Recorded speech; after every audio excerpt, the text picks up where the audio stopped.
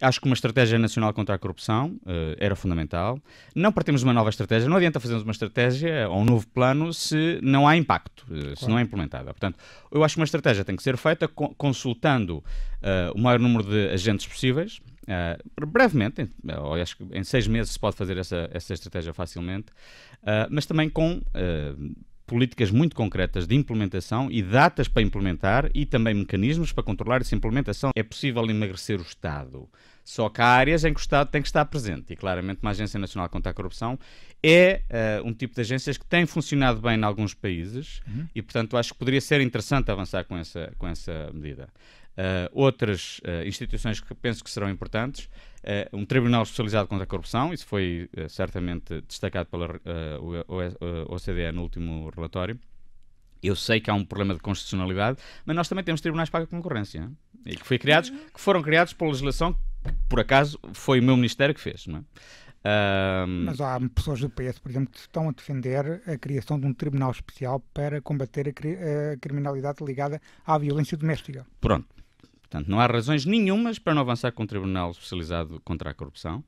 Penso que é fundamental regulamentar o enriquecimento ilícito. Eu acho que, aliás, quando eu estive no Parlamento, quando os deputados me chamaram exatamente para falar sobre essa questão, eu disse muito claramente, eu não consigo compreender como é que na última legislatura, se há problemas de constitucionalidade, como é que se não tentaram ultrapassar esses problemas de constitucionalidade.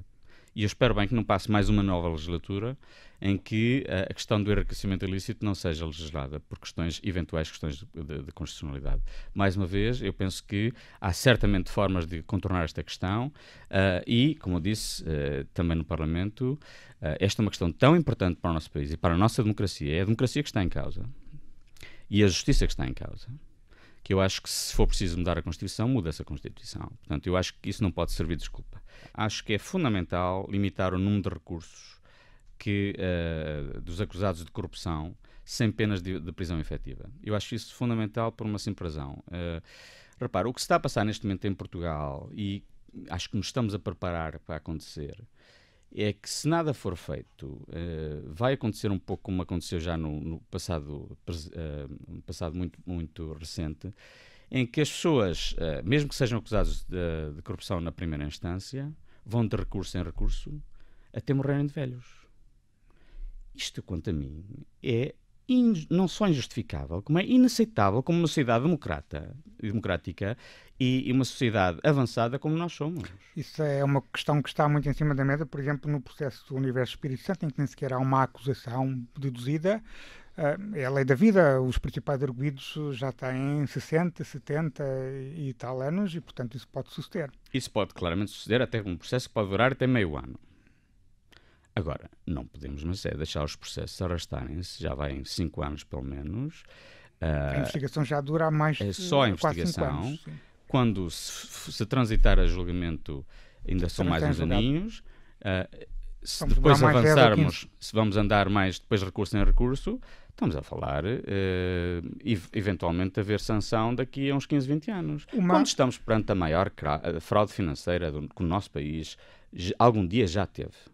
Quando estamos a falar de casos de corrupção que põem em causa a própria justiça e a democracia, como é que nós nos podemos dar ao luxo, como sociedade, como sistema político, como sistema judicial, de deixar que essas pessoas vão de recurso em recurso até não terem pena até o processo prescrever? Até o processo prescrever, ou então não serem, os acusados não cumprirem pena que deviam cumprir. Enquanto as pessoas mais pobres, que não têm recursos, que não têm as grandes sociedades de advogados por trás deles, cometem um delito e depois vão praticamente imediatamente para a prisão ou têm sanções muito graves. Eu acho que isto é não só moralmente inaceitável, como mina a credibilidade da nossa democracia e da justiça.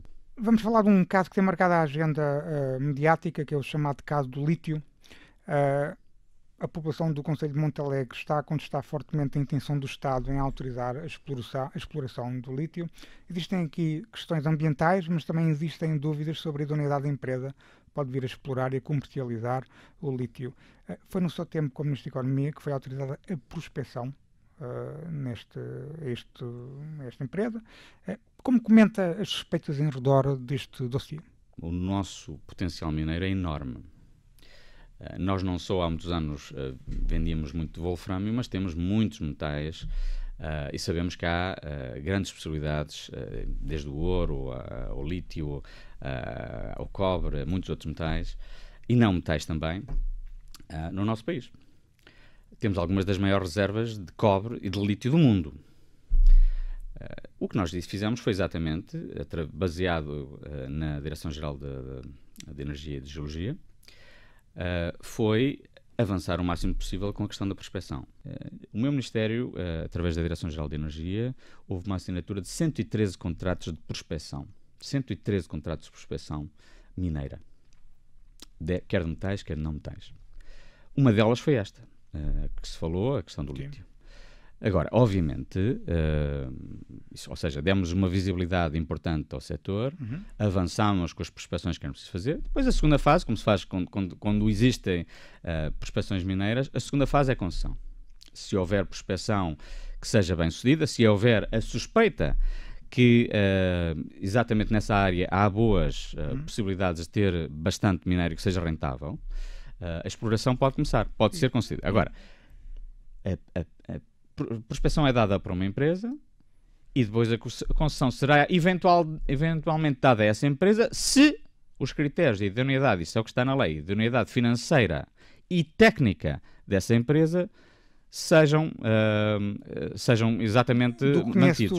Nós prevemos um crescimento da economia portuguesa deste ano cerca de 1,8%, nos próximos 2 anos 1,7%. Não é muito mau, mas certamente não é excelente, mas claramente pensamos que os riscos de revisão em baixa do crescimento, quer para a Europa, quer para Portugal, são altos. Quer seja por causa da guerra comercial, quer seja por causa da questão do Brexit, quer seja por causa das incertezas que ainda existem a nível político. E, portanto, nós estamos numa altura da economia mundial em que nos preocupa bastante. E nos preocupa algo que nos preocupa muito também, é o facto de que temos cada vez mais indícios que a chamada globalização, ou as cadeias de valor globais de valor, estão a reverter-se. Ou seja, durante muitas décadas, nos últimos anos, principalmente nas últimas décadas, tem havido uma tendência de maior globalização, abertura de quase todas as economias, quer através de tratados comerciais, quer através das chamadas cadeias globais de valor, que é, no fundo, as empresas que produzir um copo, ou um iPad, ou um computador, ou outra coisa qualquer, são produzidos em vários países. Portanto, são as cadeias de valor. E nós estamos a ver que, pela primeira vez em décadas, essas cadeias de valor estão a diminuir. E isso é o primeiro sintoma eventual de que a globalização está a começar a retrair. E eu acho que isso nos devia preocupar muito. Porque se nós tivemos um período de muitas décadas de prosperidade e de paz, foi exatamente porque houve uma questão de abertura e houve, quer a nível comercial, quer a nível das barreiras não comerciais. É o proteccionismo que está a crescer com Trump, é o proteccionismo que está a crescer noutros países também, não só dos Estados Unidos. Em vários países, e portanto o proteccionismo está a aumentar, e eu acho que as consequências poderão ser muito graves para as economias mundiais, para a economia mundial e para as economias como a portuguesa, claramente.